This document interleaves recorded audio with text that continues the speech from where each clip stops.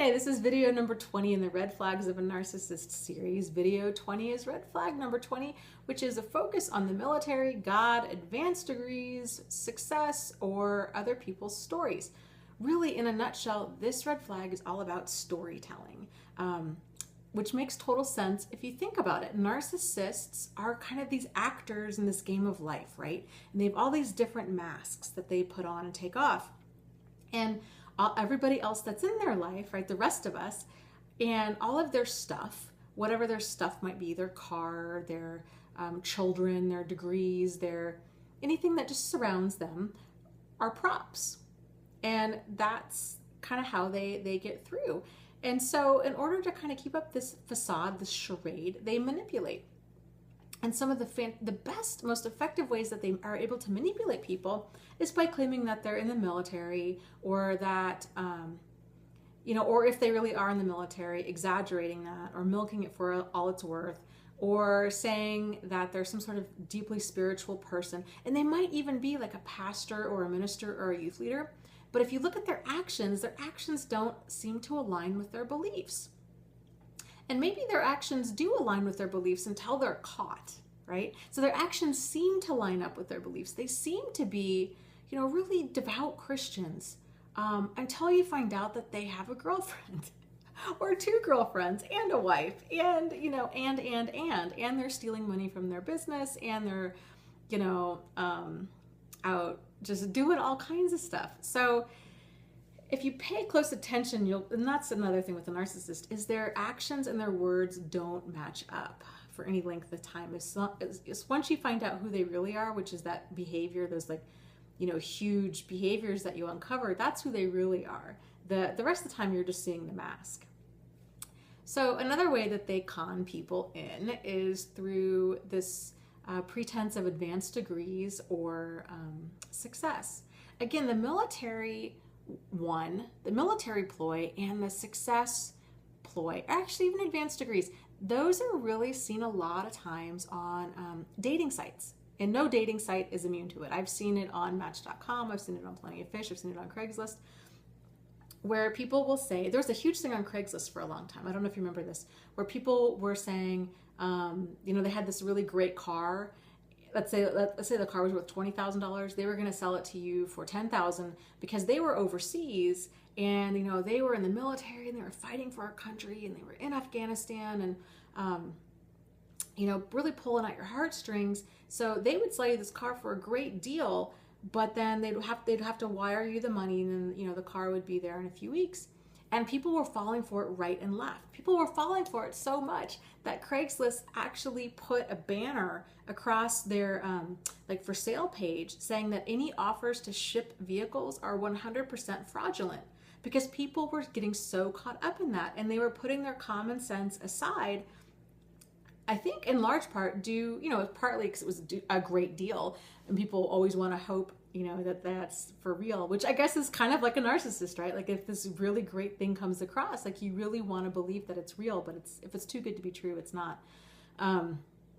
But they also, the whole idea of a person being in the military, people in the United States tend to really put common sense aside, and they want to support the troops. They want to, there's this great sense of nationalism and pride, and, just supporting the troops. And so a lot of people get conned when they hear that somebody's in the military. Same thing if somebody were to say that they're a police officer. We just assume,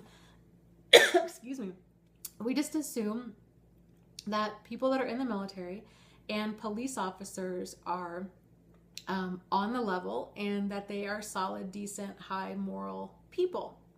And frankly, I thought this for a long time too, until I was married to a guy in the military. And I was shocked at how many people were out running around and sleeping around and lying and drinking and driving. And you know what? They're people just like anybody else. They just happen to put on a uniform, really, at the end of the day. So, but a lot of narcissists like to say that they were in the military. If they were in the military, odds are they are lying about either the length of their service or the types of service. They might say that they tend to like saying that they are in, some sort of top secret sniper unit, or some sort of top secret unit, some sort of special forces, the Marines, something that is elite, right? Or narcissists might say, well, same thing, okay, with the online stuff. A lot of narcissists will say that they, they can't meet with you right now. This is more of like the dating side of it all. That they can't meet with you right now, but they are going to, we're in Bolivia to sell this multi-million-dollar business that they have. That they're this very successful entrepreneur, and that they're very interested in you, and but they have to travel overseas. Or they're saying that they are an engineer. They like that for some reason. I've seen that a lot on the online dating scams, is that a person's an engineer and that they're working overseas, but they'll be home in 2 weeks. And then of course the whole ploy is really, it's for you to take comfort in the fact that they are financially stable, and then they're going to hit you up for money, is what it is, and that they promise to repay you once they come back. So don't anybody that's overseas and that they're trying to date you is probably a scam. Like 99.5% of the time, it's a scam, especially if they have an accent. I haven't, and they're saying that they're overseas. Like, it's most likely not legit. So narcissists love these two ploys. They love to pretend that they're more educated than they are. They love to pretend that they're more successful than they are. They love to pretend that they are more financially stable than they are. And again, it's for the same reasons, right? It's because they're going to have that parasitic existence, which was another one of the red flags. They're going to want to be mooching off of you, but rest assured they're going to get a job soon, or they're going to sell something's going to pan out and they'll be fine and they'll be able to repay you, or some sort of nonsense, but don't fall for it. Also, with the religion and spirituality, a lot of them, it's the same, that, people have their guard go down, especially if a person is the same faith as us, right? So we tend to think, especially if this person's a pastor or a minister or a youth leader, we think, wow, this person is a very solid, good, moral, and ethical person. But with narcissists, their actions and their words don't match up. So they could be a minister and then they could be, molesting children, right? We've seen that time and time again at the Catholic Church. Or they could be a youth leader and here they are, or whatever, a pastor or minister somehow involved in their church, and then they've got, 1 or 2 or 3 girlfriends on the side.